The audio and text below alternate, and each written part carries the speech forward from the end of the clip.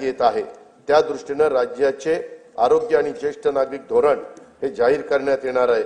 सर्वांसाठी घरे हे उद्दिष्ट येत्या 5 वर्षात साध्य करण्याचे राज्याचे नवीन गृहनिर्माण धोरण लवकरच जाहीर करण्यात येणार आहे। राज्यात प्रधानमंत्री आवास योजना, पीएम जनमन या केंद्र पुरस्कृत तर रमाई आवास, शबरी आवास, आदिम आवास, पारधी आवास, अटल बांधकाम कामगार वसाहत, यशवंतराव चव्हाण मुक्त वसाहत, पुण्यश्लोक अहिल्यादेवी होळकर आवास, मोदी आवास तसेच धर्मवीर आनंद दिघे घरकुल या योजना राबवण्यात येत आहेत। त्या अंतर्गत आतापर्यंत 44,07,000 घरकुलं मंजूर करण्यात आली आहे। प्रधानमंत्री आवास योजना ग्रामीण टप्पा 2 अंतर्गत सन 2024-25 करता 20 लाख घरकुलांच्या उद्दिष्टापैकी सुमारे 18,38,000 घरकुलांना मंजुरी दिली असून 14,71,000 लाभार्थींना पहिल्या हप्त्यासाठी 2,200 कोटी रुपये वितरित करण्यात आले आहेत। ही योजना राबवण्यात महाराष्ट्र देशात प्रथम क्रमांकावर आहे। लोकप्रतिनिधी आणि लाभार्थींच्या मागणीला प्रतिसाद म्हणून राज्य सरकारकडून या योजनेच्या अनुदानात 50,000 रुपयाची वाढ करण्यात येणार आहे। या सर्व घरकुलांच्या छतावर सौर ऊर्जा संच देखील बसवले जाणार आहेत। प्रधानमंत्री आवास योजना शहरी 1 अंतर्गत 4,42,748 घरकुलं मंजूर असून त्यापैकी 2,08,304 घरकुलांचे बांधकाम हे पूर्ण झाले आहे। घरकुलांचे बांधकाम 31 डिसेंबर 2025 पर्यंत पूर्ण करण्यात येणार आहे। प्रधानमंत्री आवास योजना शहरी 2.0 अंतर्गत पुढील 5 वर्षासाठी 5 लाख घरकुलांचे उद्दिष्ट असून त्यासाठी 8,100 कोटी रुपयाचा निधी उपलब्ध करून देण्यात येणार आहे। नाविन्यपूर्ण बांधकाम, तंत्रज्ञानाचा वापर, हरित इमारती आणि सौर प्रणालीच्या वापरासाठी अधिकचे अनुदान देण्यात येणार आहे।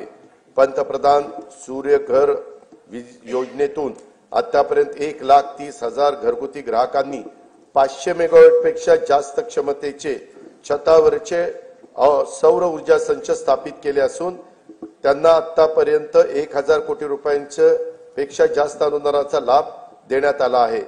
0 ते 100 युनिट वीज वापरणाऱ्या सुमारे 1.5 कोटी वीज ग्राहकांना छतावरील सौर ऊर्जा संच खरेदीसाठी अनुदान देण्याची योजना राज्य सरकारकडून सुरू करण्यात येणार असून या योजनेमुळे येत्या काही काळात राज्यातील सुमारे 70% वीज ग्राहकांचे वीज बिल टप्प्याटप्प्याने शून्यावर येणार आहे।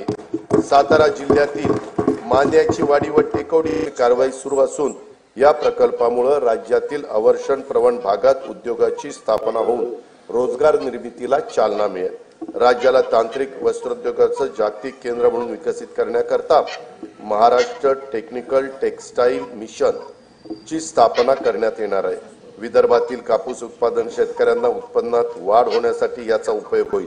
हातमाग विणकरांना प्रोत्साहन नवीन उद्योग स्थापन करण्यासाठी 17 विभागांच्याकडून देण्यात येणाऱ्या 141 सेवा आता मैत्री या संकेतस्थळामार्फत देण्यात येत आहे। आम्हावरील खिळले डोळे उद्याच्या पिढ्यांचे, आज स्वप्न बघतो आम्ही उद्याच्या दिसांचे।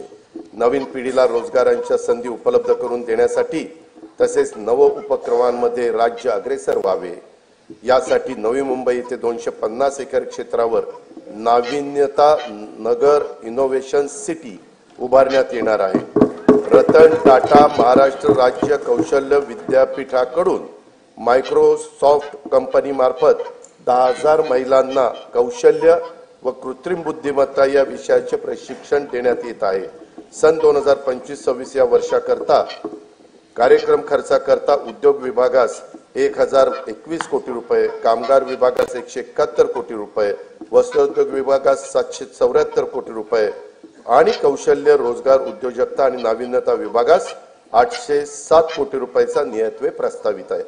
पायाभूत सुविधांच्या मध्ये 1 रुपयाची गुंतवणूक केली तर स्थूल राज्य उत्पन्नामध्ये 2.5 ते 3.5 रुपयांची वाढ होते।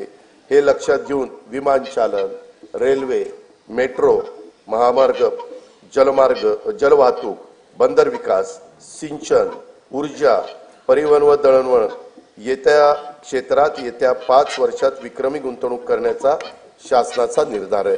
महाराष्ट्र सागरी विकास धोरण 2023 मध्ये बंदर विकासाकरता स्वामित्व धन, अकृषी कर, वीज शुल्क आणि मुद्रांक शुल्क यातून सूट देण्यात आली आहे। विजेसाठी औद्योगिक दर लागू करण्यात आला आहे। प्रवासी जलवाहतूक व किनारी पर्यटनाला चालना देण्यासाठी प्रवासी व बंदर करातून सूट